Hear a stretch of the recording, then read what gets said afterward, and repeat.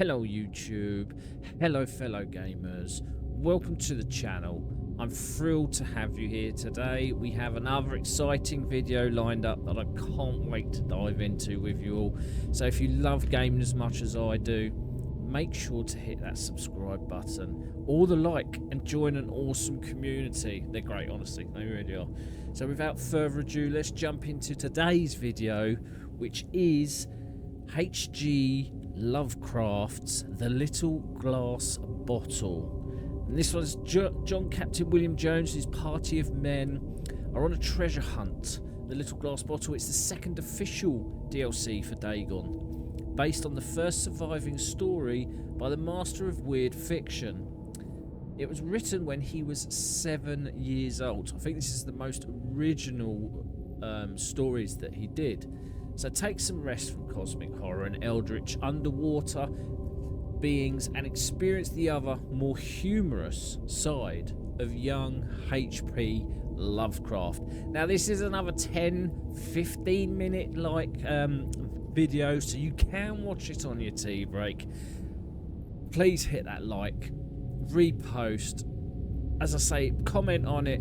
Let me know how you're all doing, enjoying your summer holidays. This you can watch. 1,000 views is what I'm trying to get on just this one video. I haven't had it yet on any of my videos. 1,000 views is what I need. So keep commenting, keep reposting, keep talking. Whatever you do, just do a smiley face on it. Help it to grow. Help it to grow.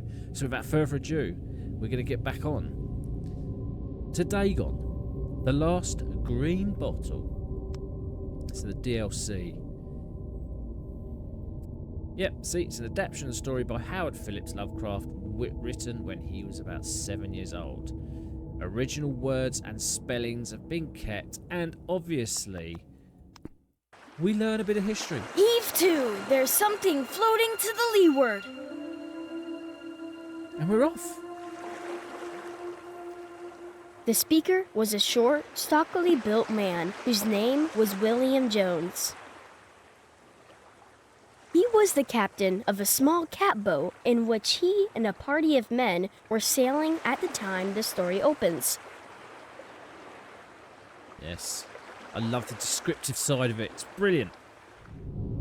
Yep, during the game, look for the elder signs. The elder signs are the ones that tell us a bit more about the man.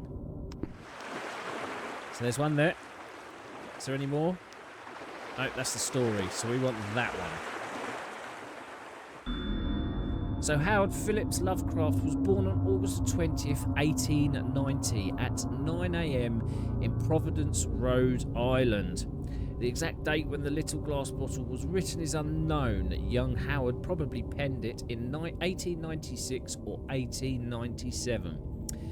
It was first published more than 20 years after his death as part of the anthology The Shuttered Room and Other Pieces, 1959. Lovecraft himself regarded The Little Glass Bottle as a youthful attempt at a humorous story. Scans of the handwritten original can be viewed in the digital repository of the Brown University, Providence. Excuse my English.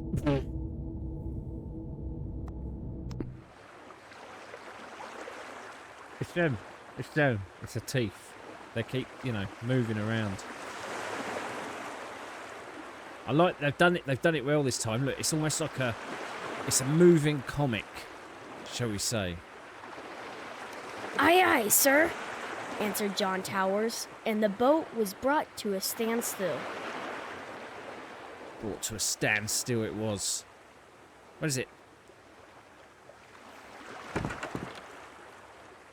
Captain Jones reached out his hand for the object, which he now discerned to be a glass bottle. This is so nice. Let's grab the bottle. Nothing but a rum flask that the men on the passing boat threw over, he said. I don't think so. But from an impulse of curiosity, he reached out for it. Grab that bottle. An impulse of curiosity. So we grab it. Let's make sure there's nothing else out here to grab. No, it's just that. Let's go. It was a rum flask, and he was about to throw it away when he noticed a piece of paper in it. He pulled it out, and on it read the following. Nice. Anything else? No? No? January 1st, 1864.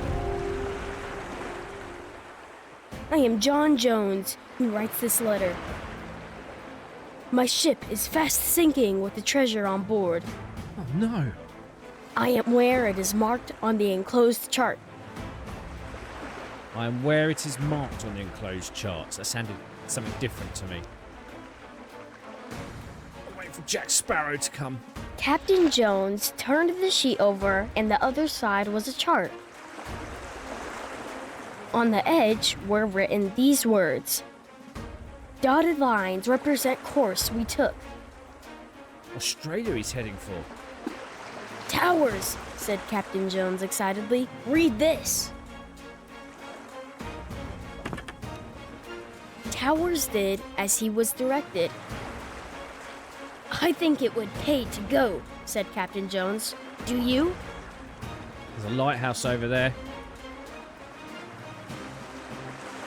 Just as you say, replied Towers. Arr, let's do this. Do you know why pirates are called pirates? Because they are.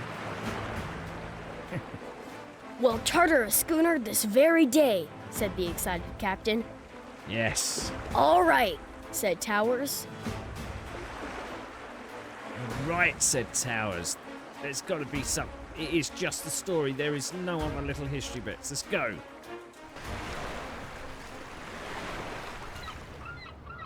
So they hired a boat. They did.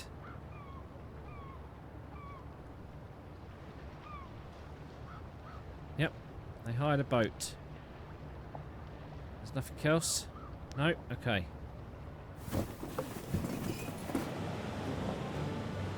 And started off governed by the dotted lines of the chart. Governed by the dotted lines. In other words, they start to the line. Look at the sunrise. Beautiful. I like this design.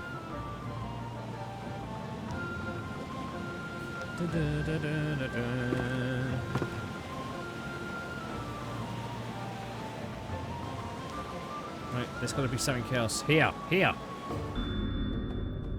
H.P Lovecraft learned to read at the age of 4. He quickly became interested in exact sciences, especially chemistry. As a 9-year-old, he even started publishing his own amateur magazine, the Scientific Gazette, and sometime later, the series for chemistry. Around 1900, the future master of horror developed an interest in Antarctica and began writing treatises on expeditions to the continent.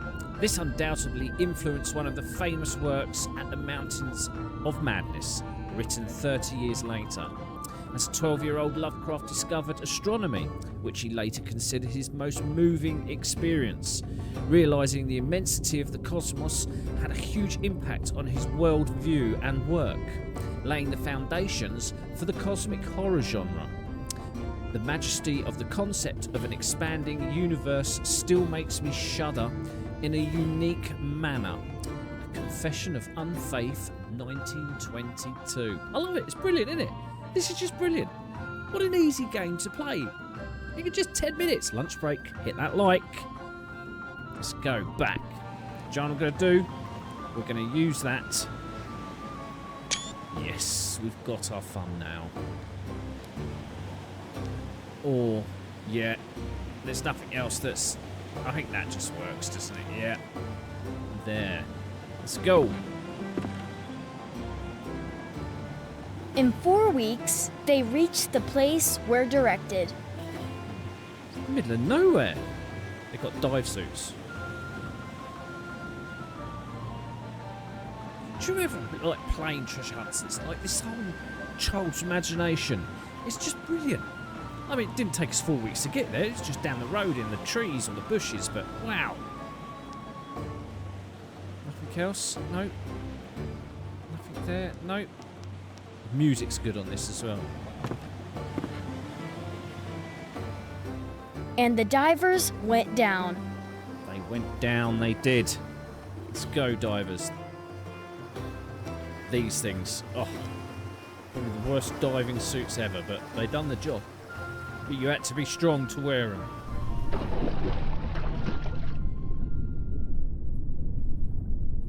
Oh, sharks everywhere. Sharks.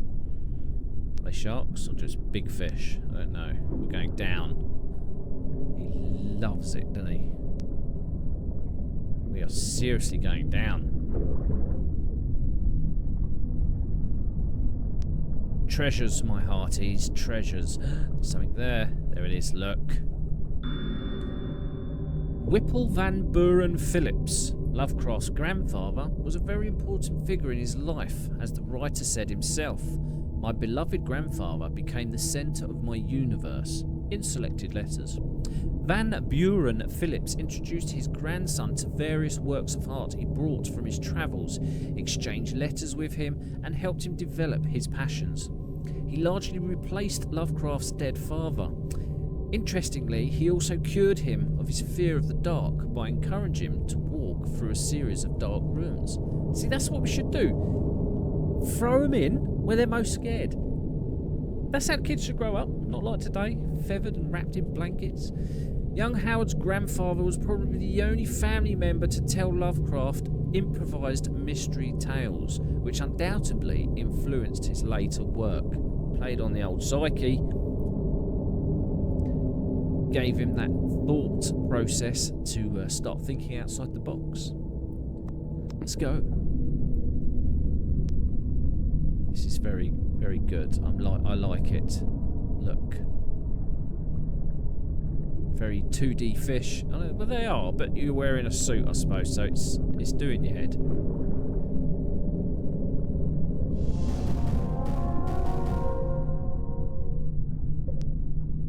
Looks like we just completed a task.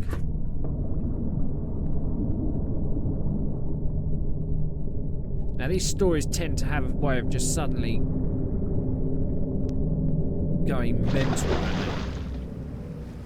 And came up with an iron bottle. A flask.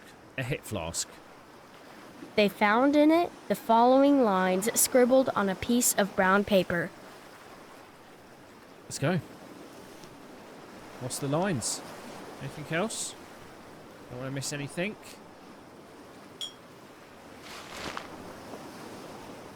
December 3rd, 1880. Dear Searcher, excuse me for the practical joke I have played on you. I just made us dive to the bottom of the sea for nothing. But it serves you right to find nothing for your foolish act.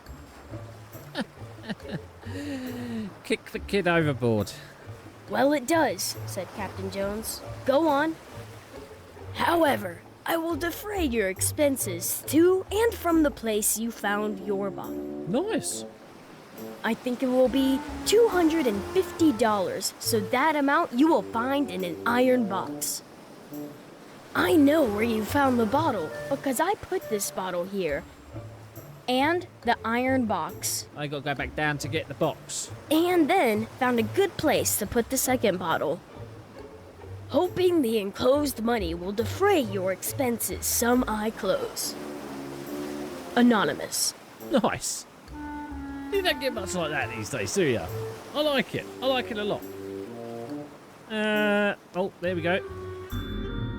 There are a few puzzling elements in the little glass bottle. For example, the number 25000, which is not a typo, as this amount appears in the text 3 times. It's not entirely clear why Lovecraft decided to write out the number this way, and what he meant by it. Why publishers and translators interpret it in its various ways. In our opinion, he most likely meant $250. Or, in my eyes, is it a latitude or a longitude? Is it a map reference? I don't know.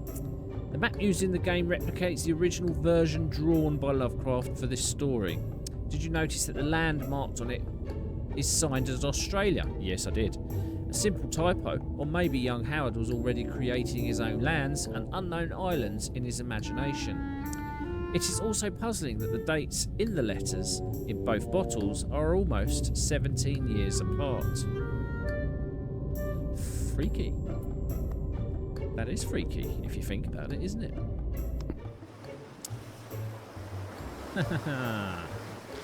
So we're going back down? I'd like to kick his head off, said Captain Jones. Yeah. Here, diver, go and get the $250. Yes, boss. Down we go again. Nothing else? No. Something tells me it's not going to be that simple.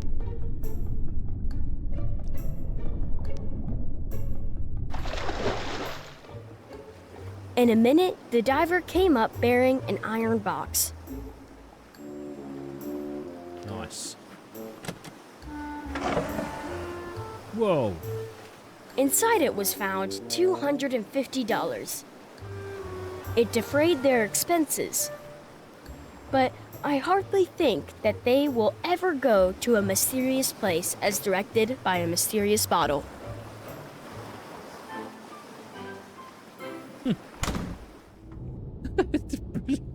They're so simple. What? I mean, to be honest with you, I don't think a child at that age, this day and age, could write a story as good as that. I mean, with a little bit of humour in the end as well. Brilliant. Love it. I think I've got bedtime stories. I'm not sure, actually. I've got a couple more. Will we do a couple more? But remember, hit that like, leave an emoji, comment, just interact with the video, please. 1,000 views. I'm begging all of you. I'm gonna beg. I don't beg. I'm begging. Just 1,000 views on one video. It's 18 minutes long. Thank you for your time. Thank you for watching. I'll catch you on the next whatever. Random Gaming by Ben, or Arachnid, aka Ben. Thank you for your time. See you later.